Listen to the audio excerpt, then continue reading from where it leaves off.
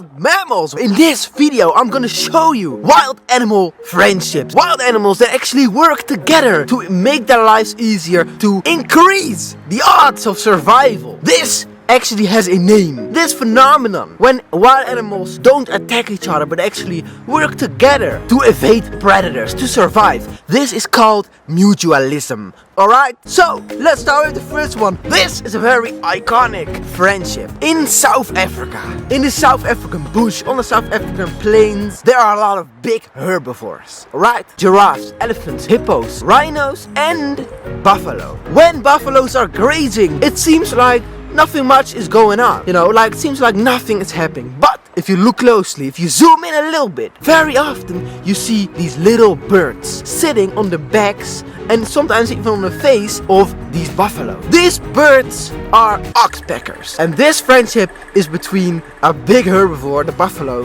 and a little bird, the oxpecker. If you watch nature documentaries and nature videos, a lot of the times you will see these oxpeckers with their yellow bills, usually yellow-billed oxpecker. You see them on big herbivores, giraffes, elephants, buffalo.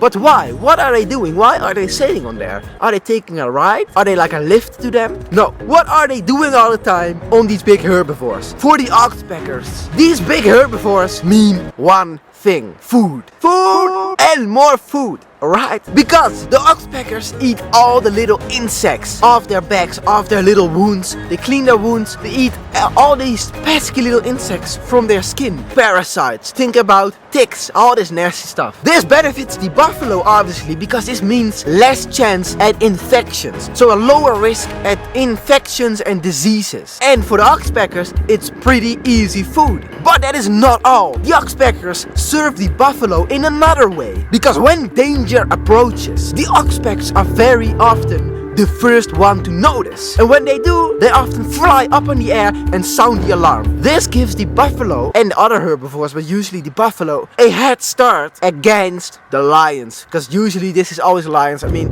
what other animal attacks buffalo? Leopards don't, cheetahs don't, hyenas, sometimes the calves obviously, but it's usually lions. And this is the biggest danger of them all. Because of these oxpeckers, sometimes they get a head start. It ruins the element of surprise for the lions. So, in the end, the oxpeckers get to eat, the buffalo are cleaner, and they have an extra alarm system. By the way, if you are new here and you are a real nature freak, I invite you to join us and me on this mission to make the planet green again. If that sounds like you, attack that subscribe button like a wild animal and become part of this amazing and important journey. Alright, mammals, let's move on to the second wild animal friendship. Vamonos mammals, for the next wild animal friendship, we're going into the deep blue. Despite their reputation, sharks can actually be friendly animals, alright? And I'm gonna show you how. Because one of the best friends of the shark is the remora fish.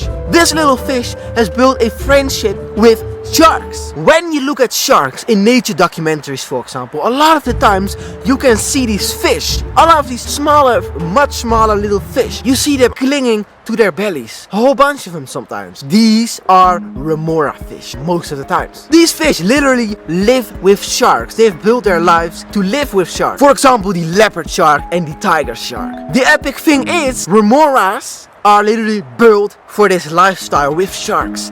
They have literally physical adaptations to live with sharks. This is the one true epic thing that I don't know any other fish has. And this is it. They literally have a suction cup at the top of their head, on their head, to cling to the belly of the shark, to actually travel with them. Evolution has given them a suction cup on their head to cling to sharks, to live with sharks. That's a badass fish, enabling them to ride along with their friend sharks. Remoras eat dead skin cells and parasites from the shark's skin. They eat the stuff from their skin, decreasing risks at infections and stuff. So less parasites. The remoras get to eat and the sharks are cleaner. And the remoras are also safer from big predatory fish because they're so close to the sharks all the time. But now you're probably wondering, but sharks are predatory fish. Actually, the most iconic, ruthless predatory fish on earth are sharks. That is correct. But this is why sharks do not attack the remoras. They could easily eat them all the time, but they don't do that because they know they are worth more to them when they're alive, when they do their job, when they actually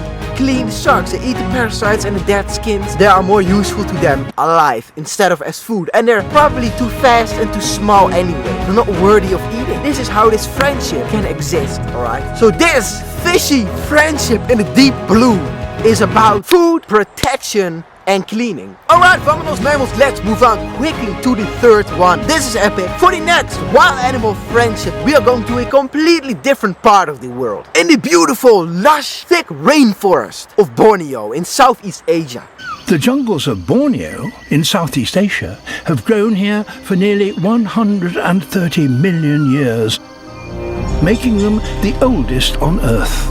Exists a very special bond between a little mammal and a plant. This is not between two animals, but a little mammal and a plant. And not just any plant, a pitcher plant. Usually pitcher plants attract insects, ants, bugs, sometimes even spiders, flies. A lot of flies. They do this because pitcher plants grow in very nutrient-poor soils, so they need to get their nutrients somewhere else. They can't get it from the soil like most plants do, so they need to come up with another strategy, with another survival technique, and that is where the insects come in. Pitcher plants have a very sweet, pungent, epic smell. Of course, insects smell this like no other, and they cannot resist this smell. The insects are lured to the pitcher plant because of the smell, but when they arrive, they walk onto the pitcher plant. But the edges of the pitcher plant are so smooth and slippery. It's a trap. It is a trap. The insects fall in, and this is epic. The pitcher plant transforms from a mouth to a stomach. The insect is literally digested in there. And this is how pitcher plants get their nutrients. This is how they can survive. But this pitcher plant, this particular pitcher plant does not attract insects, but a bat. In fact, a woolly bat. This little beautiful animal has a friendship with this pitcher plant. And you may be wondering, does the pitcher plant eat the bat? Of course not. The bat is too big to be eaten by this pitcher plant.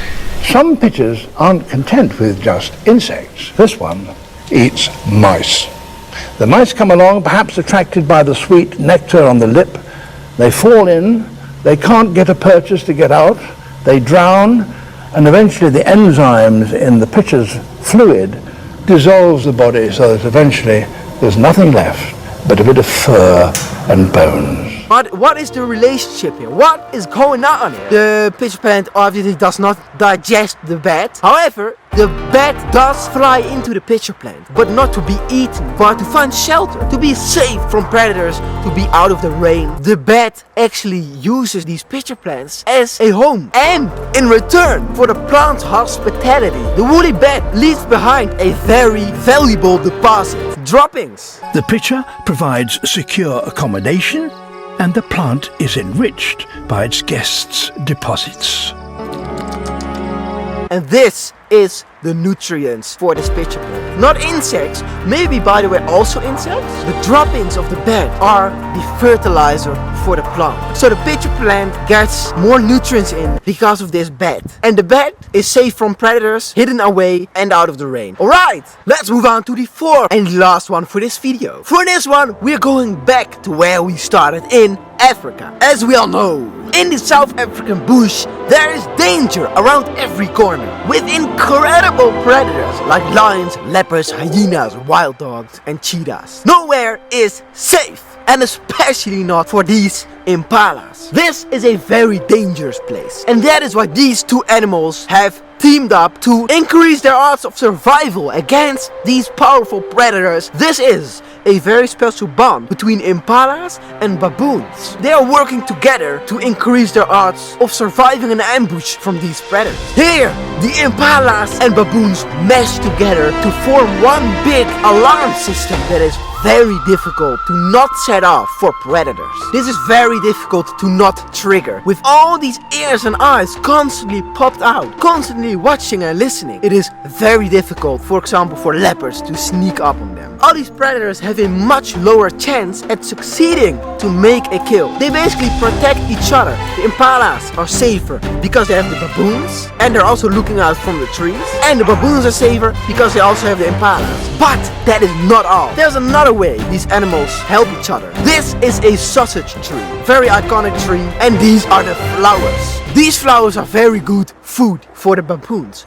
But what about the impala? They can't reach them, they can never reach them. What are they gonna do about it? Luckily, the baboons are very fussy eaters. And thanks to that, a lot of flowers get dropped down to the ground. And now even the impalas can benefit from the flowers of the sausage tree. Because the baboons are such clumsy eaters, they drop down their food all the time. And now even the impala get to eat. In the end, they are safer together, they increase their odds of surviving an ambush, and they get to eat. They share the food. Not maybe willingly, but you know, that's nature. Sometimes things happen without any reason, but it still benefits the animal. That were only 4 examples of wild animals that have a friendship to increase the odds of survival, to make their lives easier. But there were only 4. There are many more wild animal friendships to explore, and I will make more videos about it. Maybe even turn this into a series. Alright, mammals. Alright, mammals. That is it for this video. Whew, it is all about learning